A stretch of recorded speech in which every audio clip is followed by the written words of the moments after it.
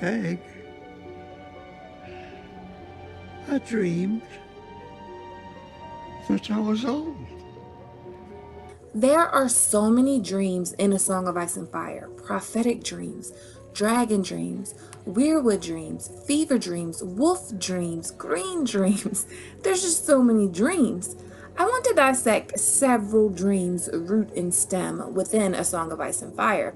I want to dissect Jaime's weirwood dream, Jon's Lightbringer dream, and his Winterfell dream, Daenerys' dreams of dragons, Bran's coma dream. There's so many dreams that I want to tackle.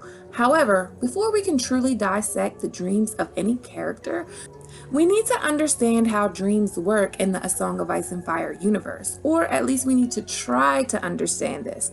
This is going to be an epic entire series on dreams. The first dream we would discuss are dragon dreams. Dragon dreams are known to haunt members of House Targaryen. They are often prophetic in nature and always involve a dragon, almost.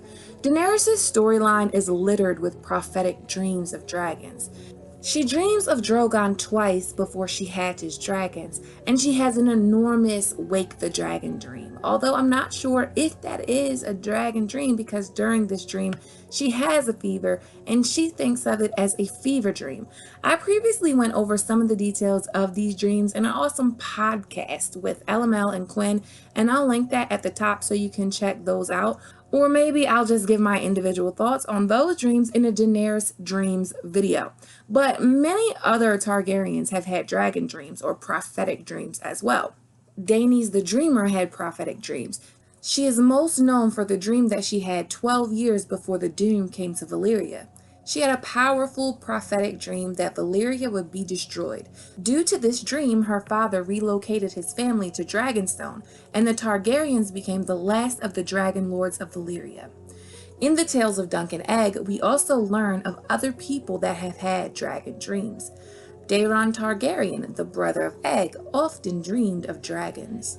"My dreams are not like yours, Sir Duncan. Mine are true. They frighten me. You frighten me. I dreamed of you and a dead dragon, you see?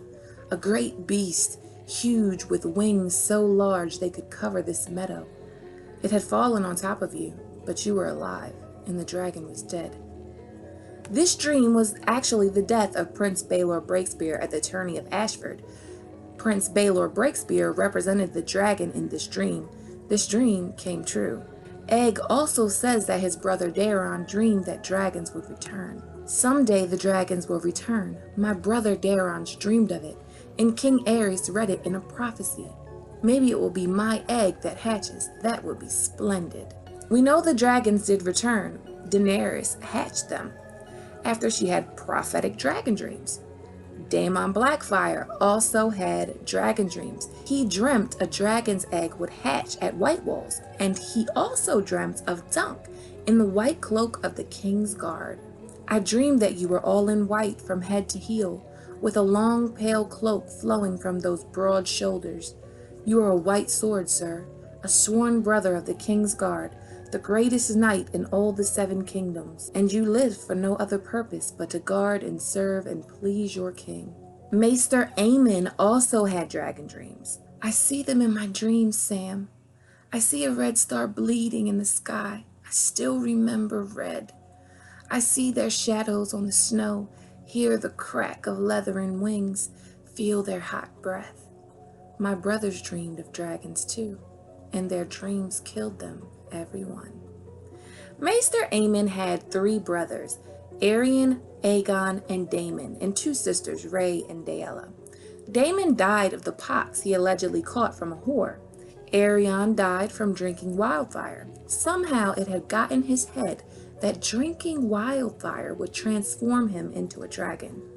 I wonder if that came to him in a dragon dream.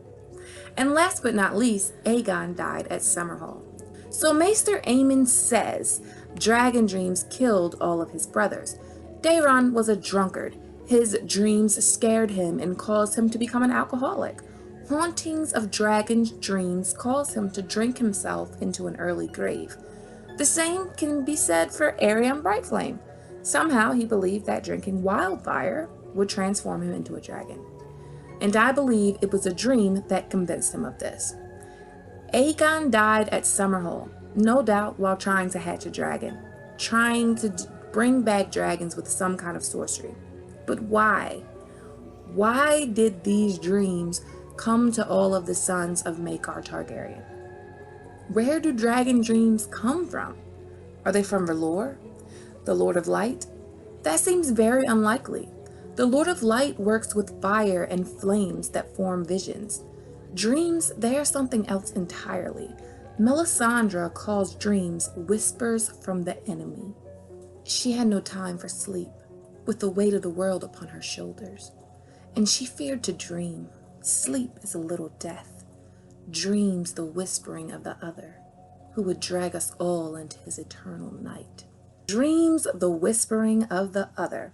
So Melisandre correlates the great other, or for show purposes, the Night King, with dreams. Bran correlates his dreams with the three-eyed raven. Sometimes he has wolf dreams, and he enjoys those. And those dreams are different. In those dreams, he's inside of summer. Those are basically warg dreams. But then there are other dreams that frighten him. He fought against sleep as long as he could, but in the end it took him as it always did. On this night he dreamed of the weirwood.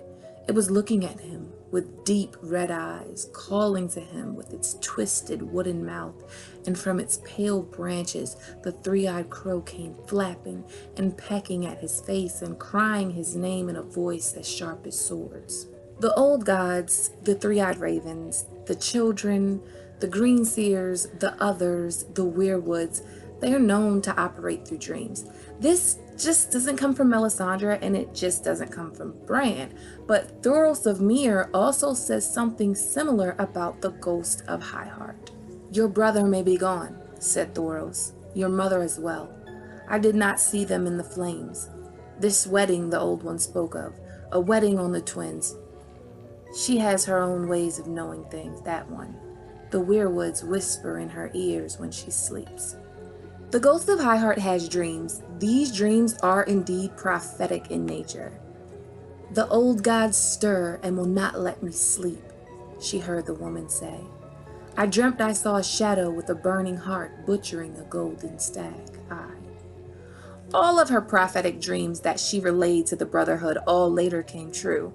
Her dreams, as far as the symbology in her dreams and the way that her dreams come across, and her dreams not being quite straightforward, also remind me of a different type of dreams. It reminds me of the type of dreams that Jojen has. Those dreams are green dreams. Jojen's dreams are also prophetic in nature. Jojen has what is called the green sight. I actually think both Jojen and the Ghost of Highheart had the traits of green seers, but I could be wrong. Brynden Rivers' Blood Raven tells Bran that the gods mark those who are given the gift by their eye color, moss green or red. The Ghost of Highheart has red eyes, and Jojen's eyes are green, so I definitely think that their green sight or their green seeing abilities or their green dreaming abilities has a lot to do with the way that they dream. But then again, we also have examples of weirwoods and the old gods manifesting or communicating or sending dreams. Jaime Lannister has no connection that we know of to the old gods or green sight. But while in the Riverlands, he falls asleep while his head is resting on a weirwood stump, and he has an enormous prophetic dream that has partially already came true. So I say all this to say that dragon dreams must also come from the weirwoods. And most dragon dreams seem more destructive to the dreamer than any other kind of dream. So the Ghost of Highheart, when she speaks with Thoros, she says something that is an interesting revelation. She actually puts the old gods and R'hllor as basically opposites and enemies, or on opposite sides of the playing field. She will leave on the morrow with us, Lord Beric assured the little woman. We're taking her to Riverrun, to her mother. Nay, said the dwarf, you're not. The Blackfish holds the rivers now.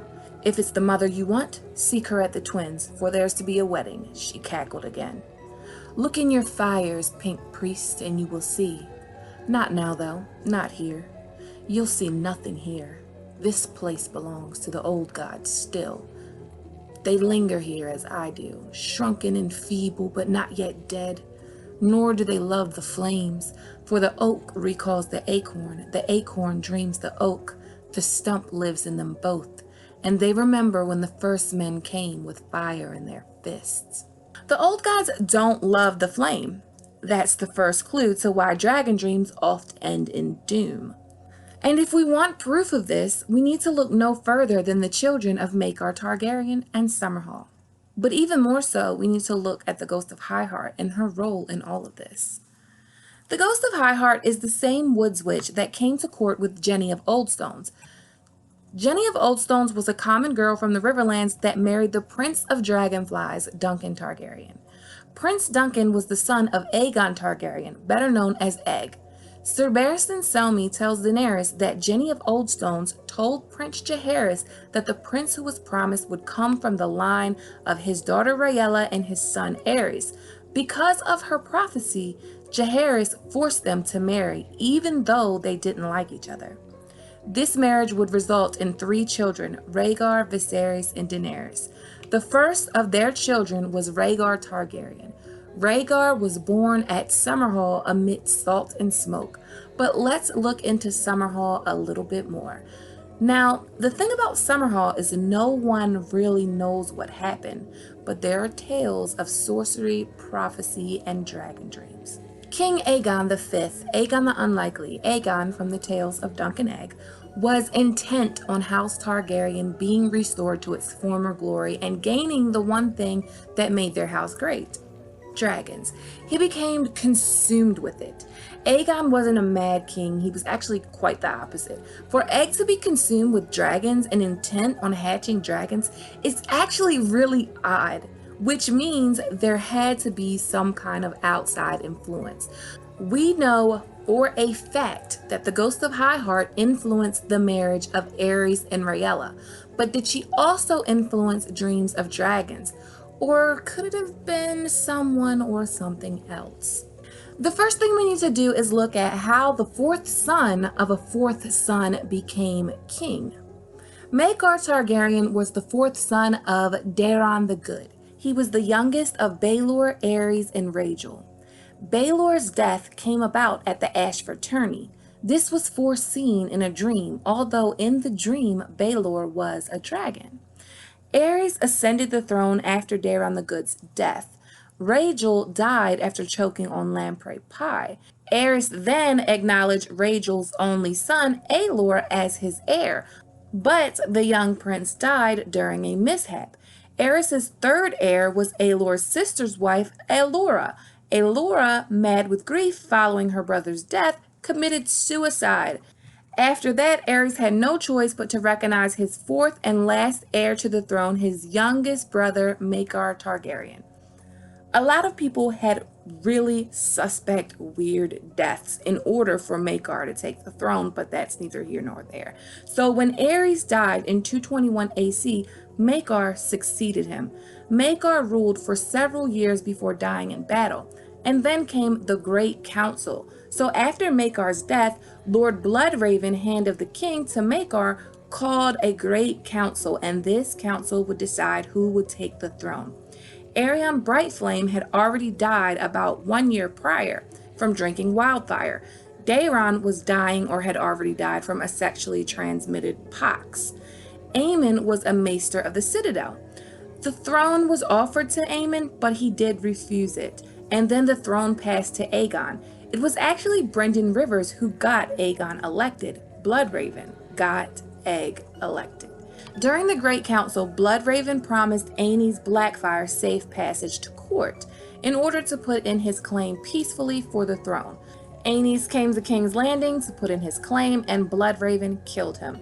Egg's first act as king was to arrest the Bloodraven and sentence him to death for breaking the word of the Iron Throne. So Aegon would later offer Bloodraven the option of going to the Wall, which Bloodraven accepted. He traveled to the Wall together with Aemon and served the Night's Watch from 233 AC until he disappeared beyond the Wall in 252 AC. So just knowing how things ended between Bloodraven and Egg, I wonder if at one time or another Bloodraven harbored any ill feelings towards Egg.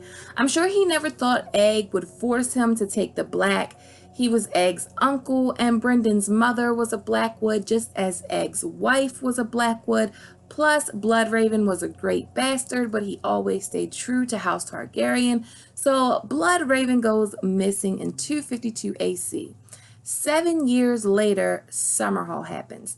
Is there a coincidence? You're going to have to decide. As he grew older, Aegon had come to dream of dragons flying once more over the 7 kingdoms of Westeros. In this, he was not unlike his predecessors who brought septons to pray over the last eggs, mages to work spells over them, and maesters to pore over them. Though friends and counselors sought to dissuade him, King Aegon grew ever more convinced that only with dragons would he ever wield sufficient power to make the changes he wished to make in the realm and force the proud and stubborn lords of the 7 kingdoms to accept his decrees. The last years of Aegon's reign were consumed by a search for ancient lore about the dragon breeding of Valyria. And it was said that Aegon commissioned journeys to places as far away as Ashad by the Shadow, with the hopes of finding texts and knowledge that had not been preserved in Westeros. What became of the dream of dragons was a grievous tragedy born in a moment of joy. In the fateful year 259 AC, the king summoned many of those closest to him to Summerhall, his favorite castle, there to celebrate the impending birth of his first great-grandchild, a boy later named Rhaegar, to his grandson Aerys and granddaughter Rhaella, the children of Prince Jaehaerys. It is unfortunate that the tragedy that transpired at Summerhall left very few witnesses alive, and those who survived would not speak of it. A tantalizing page of Glydian's history, surely one of the very last written before his own death. It hints at much, but the ink that spilled over it in some mishap blotted out too much. What we know for sure only lies on the pages that were blotted out. The blood of the dragon gathered in one, 7 eggs to honor the 7 gods, though the king's own septon had warned. Pyromancers, wildfire, flames grew out of control, towering, burned so hot that, died, but for the valor of the Lord command. So what happened at Summerhall? We need to look no further than Maester Aemon. Burning dead children had ceased to trouble Jon Snow. Live ones were another matter. 2 kings to wake the dragon, the father first and then the son, so both die kings. The words had been murmured by one of the queen's men as Maester Aemon had cleaned his wounds. Jon had tried to dismiss them as his fever talking. Aemon had demurred. "There is power in a king's blood," the old maester had warned, "and better men than Stannis have done worse things than this." What is he talking about? When the queen's man talks about kings and sacrificing kings and king's blood, why does Aemon say there's power in king's blood, and better men than Stannis have done worse things than this? Is he talking about Summerhall? Maester Aemon did say that dragon dreams led to the death of his brothers. "My brothers dreamed of dragons too, and their dreams killed them, every one." So we have the most ordinary king ever. Some say even half a peasant king. If you've read the tales of Dunk and Egg, Egg was a reasonable person and he spent a lot of time with common folk, but mysteriously in the last years of his reign, he becomes consumed with ancient dragon lore, having dragon dreams and his life ending in a fiery blaze. Something is just not sitting right here. So the ghost of Highheart, she has prophetic dreams. Maybe she's the one that's feeding Aegon's fire. You need to do this. I dreamed this and I dreamed that. But maybe she's innocent. Maybe the dreams were being fed to him by a bitter blood raven. Maybe the ghost of Highheart is giving him true prophecy and she's just interpreting them wrong. The one thing that doesn't sit right with me is that the ghost of Highheart loved Jenny of Oldstones, and she says that she gorged on grief at Summerhall. So I doubt she wanted Jenny to die. She clearly loved her. So maybe at this time, she wasn't as good at interpreting her visions as she is now. Or maybe Aegon dreamed this up on his own and he was fed this dream through the weirwood, through somebody that has some connection to the weirwood net. According to Maester Aemon's words, my brothers dreamed of dragons too, and their dreams killed them every one. But we must look at this again. When Maester Aemon is cleaning the man's wounds, he says, 2 kings to wake the dragon, the father first and then the son, so both die kings. To this, Maester Aemon says, again, there is power in king's blood, and better men than Stannis have done worse things than this. I think this is very powerful, and it points to Aegon using blood magic to try and wake the dragon. What's worse than sacrificing a stranger and a stranger's son? Sacrificing your own. I don't think Rhaegar was ever supposed to be born, and I think the Woods Witch might have prophesied this, prophesied that a great dragon would be born amidst salt and smoke and soon die at Summerhall. And Aegon took action. He brought 7 dragon's eggs, pyromancers, and wildfire and blood sacrifice. 2 kings to wake the dragon is what the Queen's man mumbled to Maester Aemon. This 2 kings sacrifice ritual comes from Melisandre. Melisandre is from Asshai. Whatever wake the dragon lore she is reading could be the same lore that Aegon got his hands on. We know that he commissioned journeys to Asshai, which means that ultimately Aegon sacrificed himself and his son, Duncan Targaryen, to wake the dragon. They both died. I wonder if they both died as kings. Did Aegon die first so that when Duncan died he would be a king? Was it meant to go this way? Was Jaehaerys supposed to sacrifice himself? Was he the 3rd head of the dragon that was supposed to walk into the flames a king?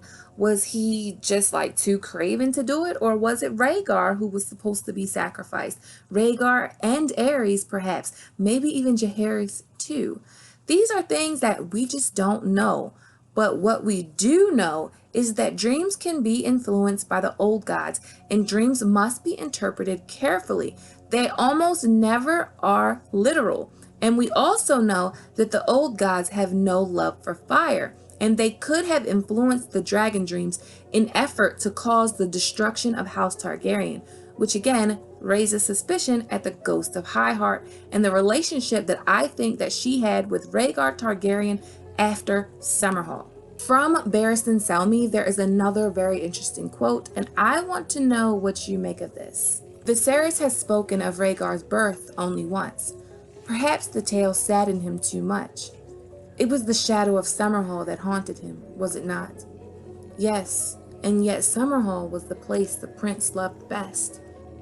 He would go there from time to time with only his harp for company. He liked to sleep in the ruined hall, beneath the moon and stars, and whenever he came back, he would bring a song. When you heard him play his high harp with the silver strings and sing of twilights and tears and the death of kings, you could not but feel that he was singing of himself and those he loved. Summerhall was Rhaegar's favorite place, and he went there alone with only his harp. The ghost of Highheart says that she gorged on grief at Summerhall. I believe she stayed at Summerhall after the big blaze, and the ghost of Highheart was there gorging on grief. The ghost of Highheart tells people what she dreamed in exchange for song. Tom Sevens plays her this song on a harp. She drank the last of the wine in 4 long swallows, flung the skin aside, and pointed her stick at Lord Beric. I'll have my payment now. I'll have the song you promised me. And so Lem woke Tom Seven Strings beneath his furs, and brought him yawning to the fireside with his wooden harp in hand. The same song as before, he asked. Oh, aye, my Jenny's song. Barristan says, and whenever he came back, he would bring a song. When you heard him play his high harp with the silver strings and sing of twilights and tears and the death of kings. The death of kings. That screams the ghost of High Heart. Almost every dream that she has is of a dead king or a king that will die. She dreamt of the death of Renly, Balon, Robb, and Joffrey. She literally dreamt of the death of kings. When Rhaegar would return from Summerhall, he would bring a song and sing of Twilight's tears and the death of kings. The Song of Ice and Fire that Rhaegar wrote for his children is prophecy from the ghost of High Heart, and it's about Twilight's tears and the death of kings. Also, it was likely that the ghost of High Heart influenced the union between Lyanna and Rhaegar. And if you look at the interactions between Arya and the ghost of High Heart, you might get the sense that looking upon Arya's face brings back memories. Cold fingers walk down Arya's neck. Fear cuts deeper than swords, she reminded herself. She stood and approached the fire warily, light on the balls of her feet, poised to flee. The dwarf woman studied her with dim red eyes. "I see you," she whispered. "I see you, wolf child, blood child. I thought it was the Lord who smelled of death." She began to sob, her little body shaking. "You are cruel to come to my hill, cruel. I gorged on grief at Summerhall. I need none of yours. Begone from here, dark heart, begone." There was such fear in her voice that Arya took a step backward. Wolf child, blood child is what the ghost of High Heart says to Arya. We all know that Arya looks like Lyanna, but Arya also has the wolf blood like Lyanna as well. "You have a wildness in you, child. The wolf's blood, my father used to call it. Lyanna had a touch of it, and my brother Brandon more than a touch. It brought them both to an early grave." So the ghost of High Heart sobs and cries. Her body is shaking when she looks at Arya. But why? Well, she says why. She says why she is so disturbed at Arya. "You are cruel to come to my hill, cruel. I gorged on grief at Summerhall." Something about Arya reminds her of Summerhall. It all goes back to the Twilight's tears and the deaths of kings and dreams of dragons. I think it's safe to say that the weirwood roots are deep and strong, and their tentacles are forever reaching, invading, and influencing dreams whenever they can. And because of this, we must always look at dreams in accordance with what the weirwoods want, what the old gods want, and what anyone wants that has access to the weirwood net. Two people right now in our story that have access to the weirwood net are Bran and the Night King. So now that we have the basis of dreams and how destructive they can be if not interpreted correctly, we're going to have a lot of fun with this dream series, and we are going to start with Jon Snow. So be on the lookout for that. And what do you really think happened at Summerhall all those years ago? As always, thanks for watching. Thanks to everyone that supports me on Patreon. If you like this video, please give it a thumbs up. Please click that subscribe button, hit that notification bell, and join the sweet summer family. Okay, my sweet summer children, have a good day. Shame. Shame. Shame.